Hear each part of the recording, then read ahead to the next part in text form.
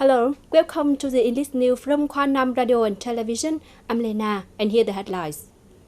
The Coast Guard has offered housing to the poor people in Tiên Phước. The 2024 annual conference between Tam Kỳ City and Lam Ram District, Laos.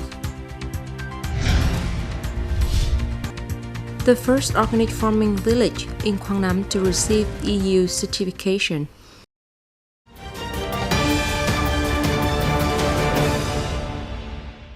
On the afternoon of September 23rd, in Tiên Lập Commune, Tiên Phước District, the Command of Coast Guard Region 2, in collaboration with the Quảng Nam Provincial Party Committee's Mass Mobilization Department and Tiên Phước District's Mass Mobilization Committee, organized the program, the Coast Guard with ethnic and religious communities. Major General Trần Quang Tuấn, Commander of Coast Guard Region 2, and Colonel Trần Hồng Quế, Deputy Political Commissioner of Coast Guard Region 2, attended this event.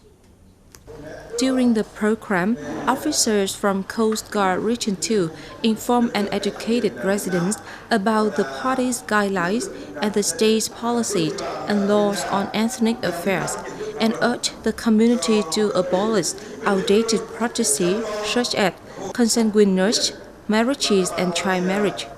The delegation presented 30 gift sets, each worth 1 million Vietnam dong, along with portraits of President Ho Chi Minh, to families from ethnic minorities facing difficulties.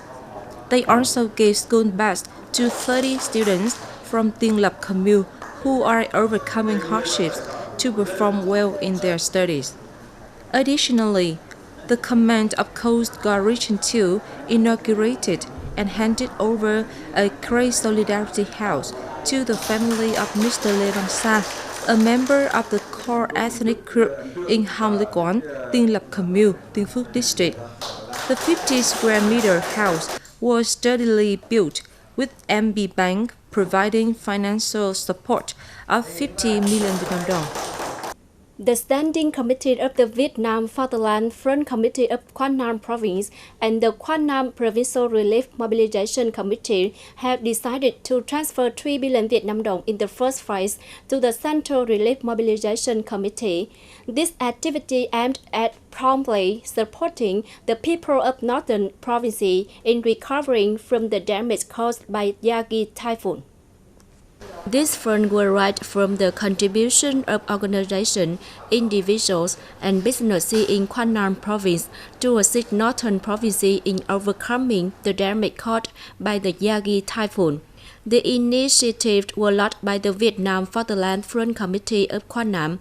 Many agencies, units, and businesses responded promptly, transferring donations to the Provincial Relief Fund. This effort has demonstrated the spirit of solidarity and timely support from organizations, businesses, and the people of Quảng Nam toward provinces facing difficulties due to natural disaster. Earlier, Quảng Nam organized two provincial delegations to visit, encourage, and provide 21 billion Vietnam dong from the provincial budget to support provinces affected by storm and floods. On the morning of September 25th, in Lam Ram District, 2nd Province, Laos, the delegation from Tam Kỳ City, Quảng Nam Province, Vietnam, led by Mr. Đỗ Văn Minh, Vice Chairman of Tam Kỳ City People's Committee, and the delegation from Lam Ram District, 2nd Province, Laos, led by Mr. Phong Trương Trang Thả Bú Sen, Secretary and Head of Lam Ram District, held the 2024 conference and signed a memorandum to formalize certain aspects of the cooperation program for the 2023-2028 period between the two units. At the conference, both localities shared information on socio-economic development, evaluated the achievements in their cooperation over the past period, and engaged in discussion to further solidify future cooperative activities. Accordingly, the two sides signed a memorandum agreeing that in the near future, Tam Kỳ City will support a Vietnamese language training course for Lam Ram district officials and facilitate the exchange of officials from Lam Ram district to visit Tam Kỳ City for cultural exchanges, and to share experience in education and training. Lamam District will provide full scholarship for 2 officers from Tam Kỳ City to study the Lao language in Laos during the 2025 to 2028 period. After fulfilling the necessary legal requirements, Tam Kỳ City will support the construction of a social welfare project for the education sector with an estimated value of 2 billion Vietnam dong, funded by the city's budget for Lamam District. The estimated implementation period is expected to take place during 2025 to 2026. On the afternoon of September 24th, the People's Committee of Hoi An City held a consultation with several beverage businesses operating in the city on reducing plastic waste and participating in the program Say No to Plastic Bags and Single-Use Plastic Products. Since 2022, Hoi An City has mobilized and received pioneering support from 5 businesses and establishments in the outtown to pilot the reduction of plastic waste. The city has also supported these businesses in promoting their brands and raising awareness. In line with the city policy of building a circular economy and sustainable development with an ecological cultural tourism focus, Hoi An hopes that large beverage businesses operating localities will take the lead, make greater efforts, and contribute positively to spreading the message of reducing plastic waste and single-use plastic products. The city will establish a roadmap, enforce strict government regulation, and impose heavy penalties on action that cause environmental pollution. Beverage businesses note that due to the high number of tourists visiting and using services in Hoi An, most units have proactively reduced plastic waste and raised environmental awareness among visitors. However, these businesses also hope that the Hoi An authorities will create a specific roadmap and strictly inform penalties to increase awareness among locals and tourists, while securing the cooperation of tourism service businesses in the city in the near future. Ladies and gentlemen, many farming households in Xuân Nam Village, Đại Thắng Commune, Đại Lộc District have been committed to organic farming for nearly 10 years. With the support of local authorities, collaboration with businesses, and the efforts of farmers, the Xuân Nam Cooperative Farm has earned international organic certification from the United States, the European Union, and Japan. This is the first organic farming village in Quảng Nam to receive international certification, paving the way for self-production and consumption grade, enhancing sustainable agriculture and community-based farming in today's era.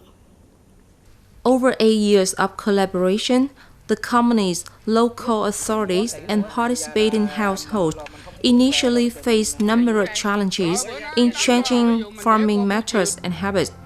Thanks to the proactive guidance and management of local authorities in building organic agricultural cooperatives, farmers have gradually recognized the importance of safe farming and environmental protection. Farmers are now very excited about participating in organic farming because it results in high yield and is not harmful to consumers' health. Currently, farmers in Xuân Nam Village follow strict organic farming procedures with activities such as care, fertilization, and harvesting all monitored by a camera system.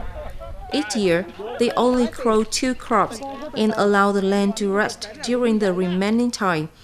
The companies have guaranteed to buy on organic produce at prices 1 to 1.5 times higher than the market rate. The products are stable and sold at a high price. Farmers have been confident in producing peanut and sesame crops since 2016. With support from local authorities, the company and farmers have built a cooperative trend to cultivate black sesame and peanuts organically, safely, without chemicals and pesticides. ensuring the health of both producer and consumers. Recently, the model has stabilized and improved, and farmers' awareness greatly enhanced. The local government has continued to work closely with the company and farmers to maintain the model and directly guide farmers in strictly following the company's organic production processes.